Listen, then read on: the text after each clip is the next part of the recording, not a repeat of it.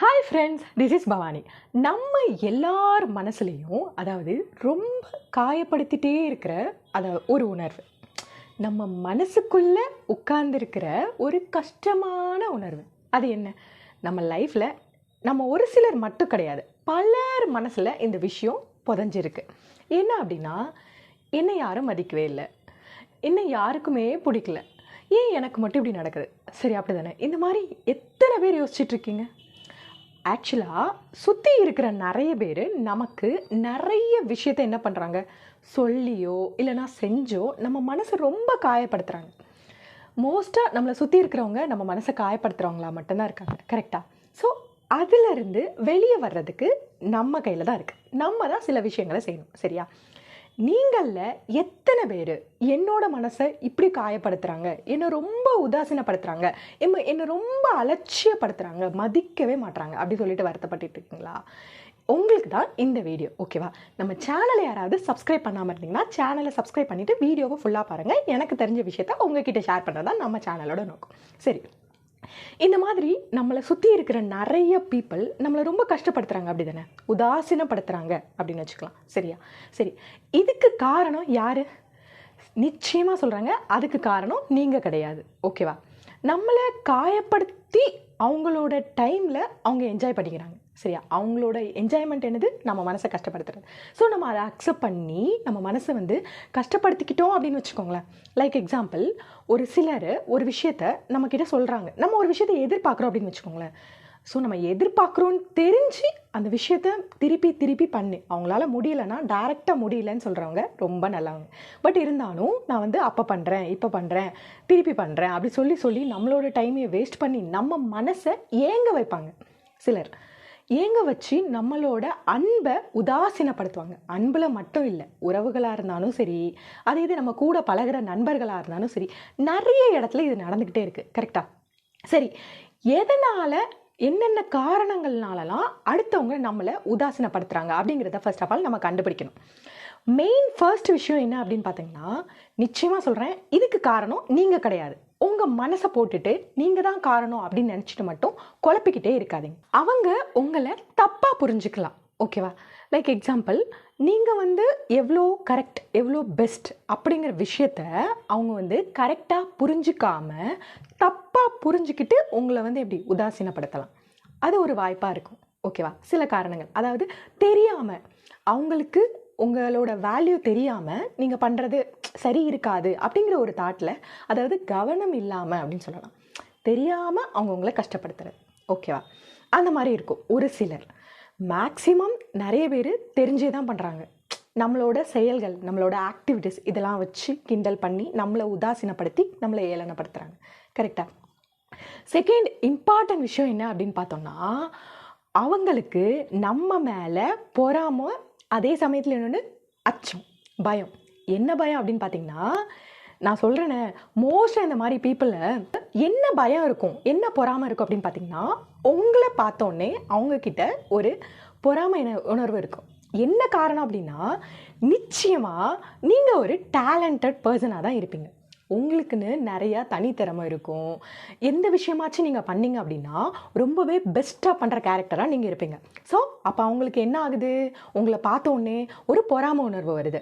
சரி, இவன் என்ன இதை இவ்வளோ பெஸ்ட்டாக பண்ணிவிட்டு அவன் முன்னேறிடுவாளோ, ஒரு நல்ல இடத்த ரீச் பண்ணிடுவாளோ அப்படிங்கிற ஒரு பயத்துலையும் பொறாமைங்கிற ஒரு கோவத்துலையும் நிறைய விஷயங்களை என்ன பண்ணுவாங்கன்னா, நீங்கள் கரெக்டாக பண்ணுறதையும் இது தப்பாக பண்ணுற, நீலாம் வேஸ்ட் அப்படிங்கிற மாதிரி உங்கள் மனசை கஷ்டப்படுத்தி உங்களை உதாசீனப்படுத்துவாங்க, சரியா?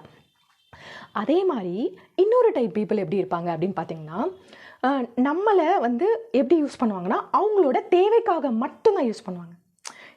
அதை பற்றி மட்டும்தான் அவங்களுக்கு யோசனையே இருக்கும், சரியா? நம்மளை யோசிக்கிற இது அவங்களுக்கு இருக்காது. உங்களை நல்லா பழகுவாங்க, பேசுவாங்க, அவங்களோட தேவைகளுக்காக உங்களை யூஸ் பண்ணிட்டு போயிட்டே இருப்பாங்க. இவ்வளோதான், சிம்பிள். அவங்க வேறு எதையுமே உங்ககிட்ட இருந்து எக்ஸ்பெக்ட் பண்ணவே மாட்டாங்க. ஸோ இந்த மாதிரி டைப் பீப்புள் ஒரு சிலர் தெரியாமல் பண்ணுவாங்க, ஒரு சிலர் அவங்களுக்கு இருக்கிற பொறாமையில் கோவத்தில் பண்ணுவாங்க, சரியா? இன்னும் சிலர் தேவைக்காக யூஸ் பண்ணுவாங்க. ஸோ இந்த மாதிரி காரணங்கள்னால தான் உதாசீனம் அப்படிங்கிறது நடக்குது.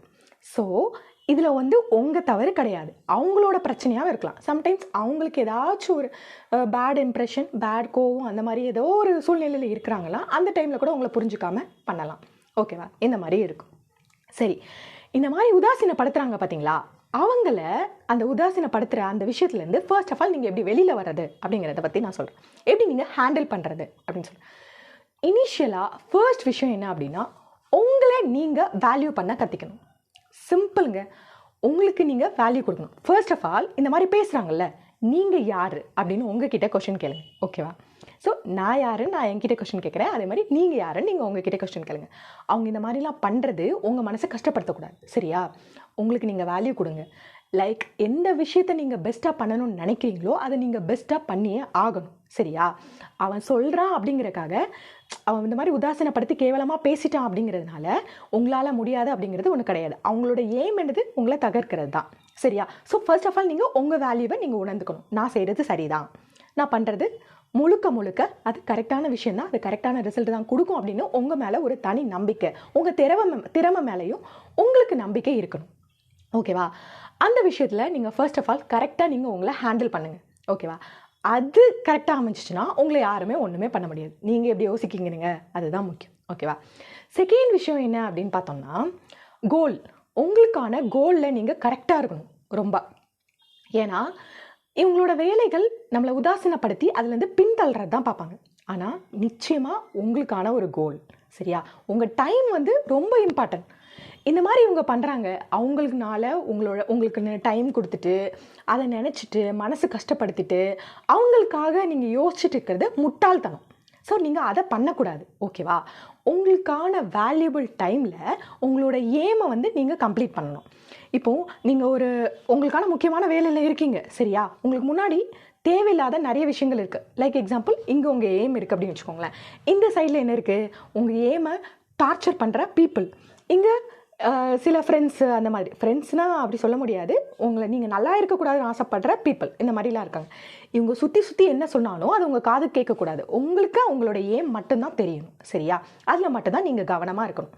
இந்த பீப்புள் எல்லாரும் சுற்றி இருக்கிற டைமில் நீங்கள் உங்களை வந்து அலட்சியப்படுத்துகிறாங்க, உதாசீனப்படுத்துகிறாங்கன்னா அந்த இடத்துல நீங்கள் உங்களோட வேல்யூவை நீங்கள் காட்டணும். நீங்கள் பண்ணுறது இது மாதிரி இருக்கிறது சரியில்லை. ஸோ உங்களோட முக பாவனையினாலையும் அட்லீஸ்ட் வார்த்தையினாலையும் அது தப்பு. சரி, அதை நீங்கள் சொல்ல வரணும். ஓப்பன் டாக் நீங்கள் கொடுக்கணும். இல்லைனா இன்டைரக்ட் ஆனாலும் அவங்க வந்து உதாசீனப்படுத்துறதுக்கு நீங்கள் அலோவ் பண்ணக்கூடாது. சரியா? அதே மாதிரி இந்த மாதிரி பீப்புளெலாம் இருக்காங்கல்ல, உங்களை கேலி கிண்டல் பண்ணுற பீப்புள், மோஸ்ட்லி அந்த மாதிரி பீப்புள்னால உங்களுக்கு எந்த விதமான ஒரு பாசிட்டிவிட்டியும் கிடைக்க போகிறதில்ல. அவங்கள நீங்கள் தயவு செஞ்சு அவாய்ட் பண்ணி தூக்கி தூர போட்டுருங்க. ஓகேவா? அப்போ தான் உங்களுக்கான வழியில் நீங்கள் போக முடியும். இந்த இடையில வந்து நிறைய டார்ச்சர்ஸ் இருக்குல்ல, அந்த டார்ச்சர்ஸ்லாம் வேணாம். ஃபைனலாக நம்மளுக்குள்ள கோல் மட்டும்தான் நம்ம கண்ணுக்கு தெரியணும். இடையில இருக்கிற ஏதாவது தெரிஞ்சிச்சு அப்படின்னு வச்சுக்கோங்களேன், அந்த டிஸ்டர்பன்ஸை நம்மளை டார்ச்சர் பண்ணிகிட்டே இருக்கும். ஒரே வழி உங்களோட எய்ம் அப்படிங்கிறது மட்டும்தான் உங்களுக்கு இருக்கணும். ஓகேவா? ஸோ வேறு எதுவும் வேணாம். ஸோ நெக்ஸ்ட் விஷயம் என்னென்னா, சரி நம்மளை இந்த மாதிரி ஒருத்தவங்க உதாசீனப்படுத்துகிறாங்க அப்படின்னு வச்சுக்கோங்களேன், ஃபர்ஸ்ட் ஆஃப் ஆல் என்ன காரணம் அப்படிங்கிறத கண்டுபிடிங்க. இப்போது நம்மளோட ட்ரெஸ்ஸிங் சென்ஸ் ஒரு வேளை நல்லா இல்லையா, நம்மளோட பேச்சுகள் எதுவும் அவங்களுக்கு பிடிக்கலையா, அவங்களுக்காக நம்ம வாழணுங்கிறதுனால சொல்லலை, பட் அவங்க ஒருவேளை நம்ம மேலே ஏதாவது தவறு இருக்கா அப்படிங்கிறத நம்ம புரிஞ்சு நடந்துக்கணும்ல, அது ஒரு நல்ல விஷயந்தான். சரியா?